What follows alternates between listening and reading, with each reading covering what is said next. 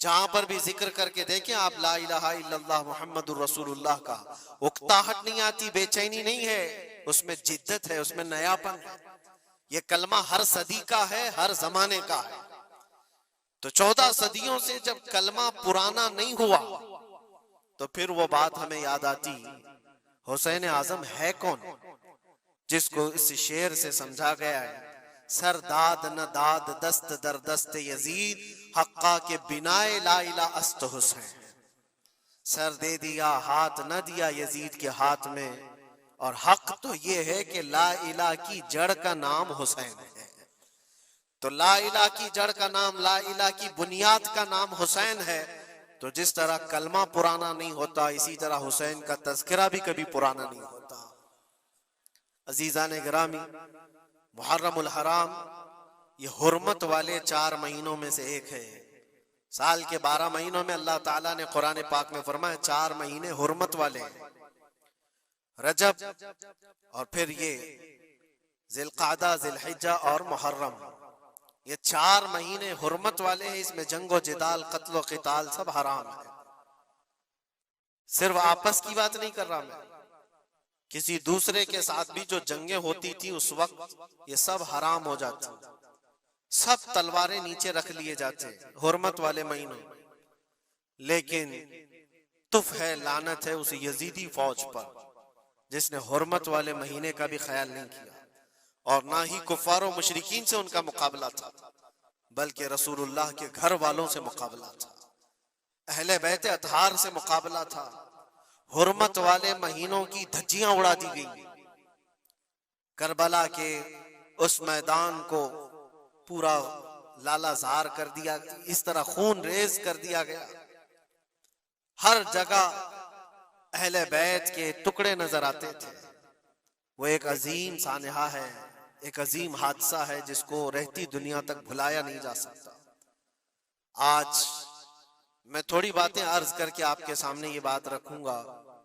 اللہ کے نبی صلی اللہ تعالیٰ علیہ وسلم نے اس حرمت والے مہینے کی فضیلت بھی بیان فرمائی، اور اس محرم میں حضرت حفصہ رضی اللہ تعالیٰ عنہ جو حضور کی زوجہ ہیں، وہ فرماتی ہیں رسول پاک صلی اللہ تعالیٰ علیہ وسلم 4 عمل زندگی میں کبھی ترک نہیں کرتے تھے، چھوڑتے نہیں تھے۔ وہ کیا ہیں؟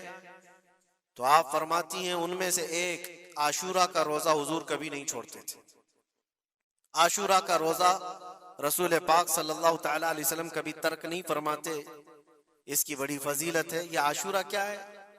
10ویں محرم کے دن کو عاشورہ کہا جاتا ہے، بڑا تاریخی دن ہے، اور بلکہ اللہ کے نبی صلی اللہ علیہ وسلم نے یہ بھی فرمایا قیامت بھی اسی دن کو آنے والی ہے۔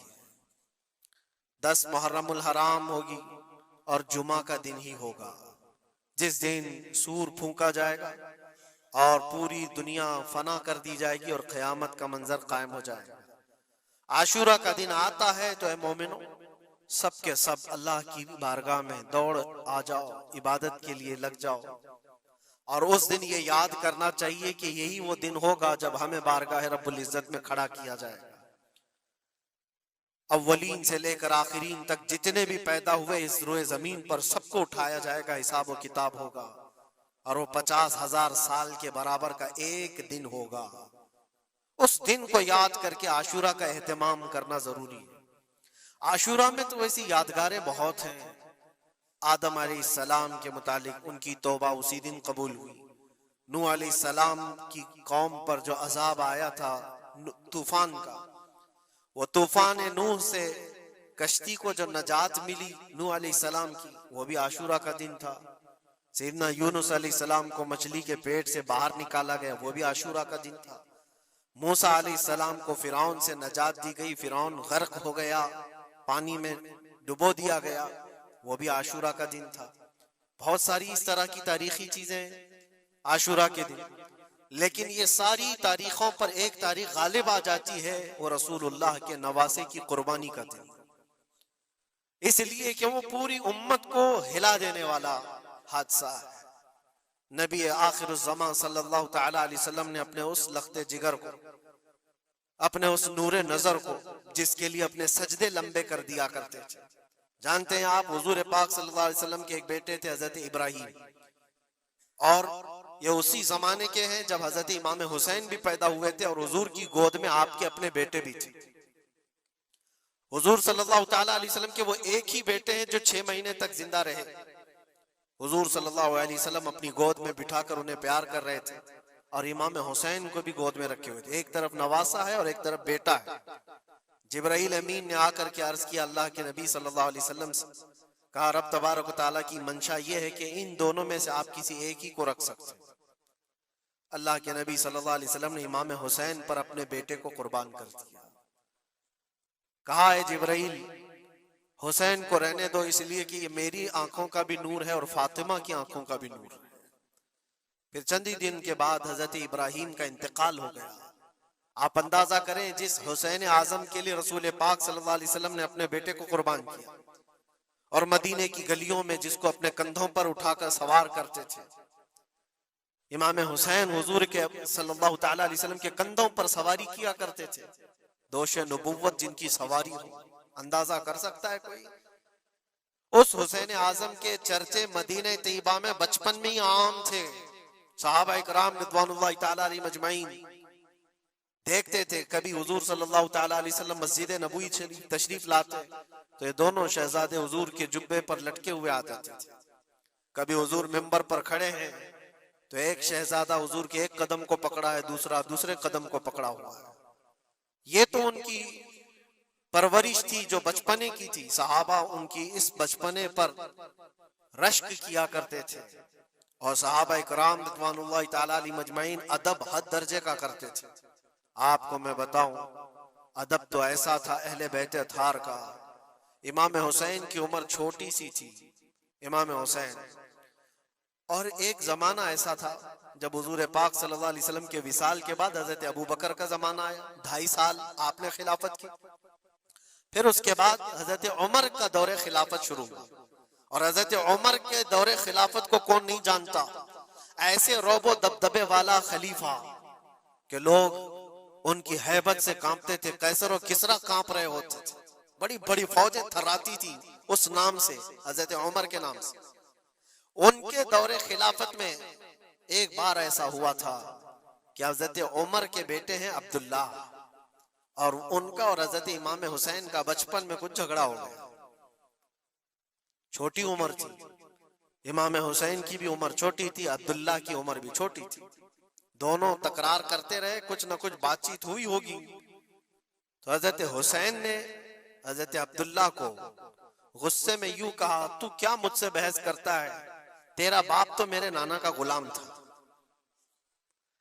خلیفہ وقت ہیں وہ, اور ان کو اس طرح سے کہا تیرا باپ آج جو خلیفہ ہے وہ میرے نانا کا غلام تھا. حضرت عبداللہ کو یہ بات لگی, کہا میں یہ شکایت امیر المومنین سے کروں گا. وہ دوڑ کر کے آئے, خلیفہ وقت ہے جس کے سامنے کھڑے ہونے کے لیے اچھے اچھے کانپ جاتے تھے. بیٹے نے آ کر کے کہا حضرت عمر فاروق سے کہ ابا آج میری حسین سے تکرار ہوئی اور جھگڑے میں انہوں نے مجھے یوں تانا مارا کہ تیرا باپ میرے نانا کا غلام تھا. حضرت عمر اتر آئے کرسی سے اور کہا کیا حسین نے ایسا کہا؟ کہا بالکل ایسا ہی کہا. تو حضرت عبداللہ کہتے ہیں ابا کا جلال دیکھ کر کے میں سمجھ گیا کہ حسین کو سزا ملے گی. کہا جاؤ حسین کو بلا لاؤ. حسین کو بلا لاؤ, انہوں نے یہ کہا ہے میں سننا چاہتا ہوں. حضرت عبداللہ دوڑے ہوئے گئے, چند اور لوگ بھی ساتھ میں آ گئے کہ حسین کی پیشی ہو گئی ہے خلیفہ وقت کے دربار میں. امیر المومنین عمر ابن خطاب نے طلب کیا ہے. حضرت حسین آئے اور وہ شہزادے کے اندر جو رعب و دبدبہ ہے, جلال ہے, جمال ہے, وہ بچپنے سے قائم ہے. رسول اللہ صلی اللہ علیہ وسلم کا لعاب پاک جس نے پیا, خلیفہ وقت کے سامنے آ کر کھڑے ہوئے. حضرت عمر نے پوچھا حسین میرے بیٹے کو کیا آپ نے ایسا کہا ہے کہ تیرا باپ میرے نانا کا غلام تھا؟ حضرت حسین نے کہا ہاں میں نے کہا ہے. ڈر کس بات کا, خوف کس بات کا؟ جو کہا ہے وہ کہہ رہا ہوں, ہاں میں نے کہا. حضرت عمر نے کہا کیسے کہے بتاؤ, کس طرح سے تم نے کہا تھا, بول کے بتاؤ. حضرت حسین نے کہا میں نے عبداللہ سے یہ کہا تیرا باپ میرے نانا کا غلام تھا. حضرت عمر نے کہا اور ایک بار بولو. حضرت حسین نے پھر کہا عبداللہ تیرا باپ میرے نانا کا غلام تھا۔ حضرت عمر نے کہا اور ایک بار بولو۔ 3 بار بولنے کے بعد ان کے دونوں بازو پکڑ کر کے گھٹنے زمین پر ٹیک دیا۔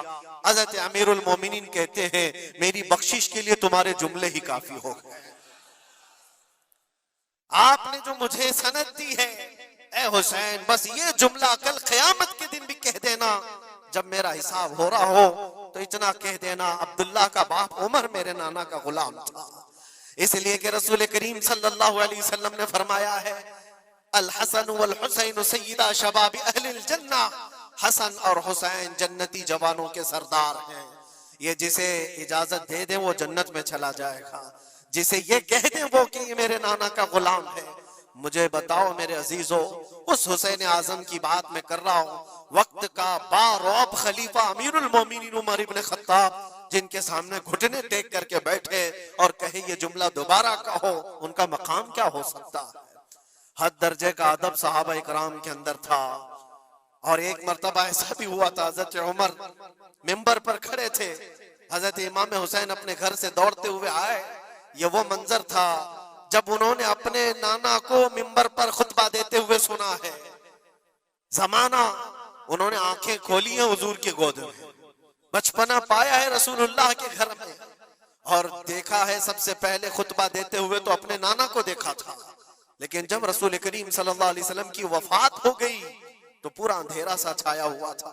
حضرت امام حسین ان کے متعلق ہے کہ ایک بار حضرت عمر ممبر پر کھڑے تھے، وہ دوڑتے ہوئے آئے مسجد میں، حضرت حسین کو ایسا لگا کہ رسول اللہ خطبہ دے رہے ہیں۔ وہ یادیں کہاں سے جاتی جو رسول اللہ کو خطبہ دیتے ہوئے دیکھا تھا۔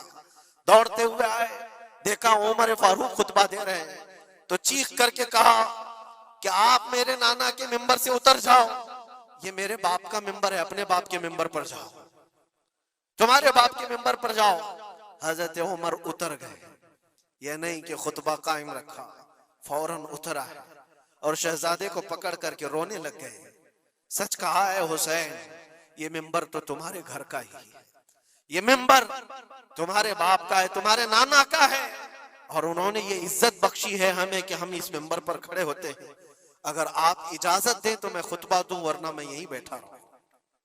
یہ مقام تھا امام حسین کا، بچپنے کی بات کر رہا ہوں۔ پھر انہوں نے کہا آپ خطبہ دیں، حضرت عمر خطبہ دینے لگے۔ عزیزان گرامی، رسول کریم صلی اللہ تعالی علیہ وسلم کے اس عظیم خانوادے کی بات کر رہا ہوں۔ دنیا نے امام حسین کی داستانیں کربلا کی بہت سنائی، اور ہم بھی سناتے رہے اور سنتے بھی رہے۔ وہ تو آخری وقت کی قربانیاں ہیں، جب آپ کی زندگی پاک تمام ہونے کو آئی اس وقت تو کربلا میں پہنچے، لیکن آپ کی ابتدائی زندگی اور آپ کی جوانی، یہ سب معاملات ہر نوجوان کے سامنے ہونا چاہیے۔ اگر نوجوان آج ہمارا یہ کہتا ہے کہ میرا آئیڈیل حسین ہے، تو اس کو حسین کی زندگی پڑھنا چاہیے۔ اگر وہ پڑھے گا تو یزیدیوں کی طرح جینا چھوڑ دے گا، جینے کا طریقہ یزیدیوں کی طرح اور نعرے حسین کے ہوں تو یہ زمین و آسمان کا فرق ہے میرے عزیزوں۔ سیدنا امام حسین رضی اللہ تعالیٰ عنہ کے گھرانے کی بات میں آپ کو کہوں، ایک بار حضور پاک صلی اللہ تعالیٰ علیہ وسلم حضرت فاطمہ کے گھر تشریف لائے تھے۔ یہ کون سا وقت تھا میں آپ کو بتاؤں، بچے دونوں بیمار تھے، امام حسن اور امام حسین۔ تو حضرت فاطمہ نے منت کر لی تھی کہ اگر یہ بچے صحت یاب ہو جائیں تو 3 روزے رکھیں گے۔ حضرت علی نے بھی منت کر لی، تو اس کے بعد بچے صحت یاب ہو گئے تو روزے رکھے۔ حضرت علی رضی اللہ تعالیٰ عنہ، داماد رسول، اسد اللہ الغالب، شیر خدا جن کو کہتے ہیں، فاتح خیبر شکن اور فاتح خیبر، سیدنا علی ابن ابی طالب رضی اللہ تعالیٰ عنہ ایک کھجوروں کے باغیچے میں کام کیا کرتے تھے، اور مزدوری میں صرف 2 درہم آپ کو ملتے تھے۔ وہ 2 درہم ایسے کہ اس سے مدینے میں اتنا آٹا ملتا تھا جس سے 5 روٹیاں بن سکتی تھی۔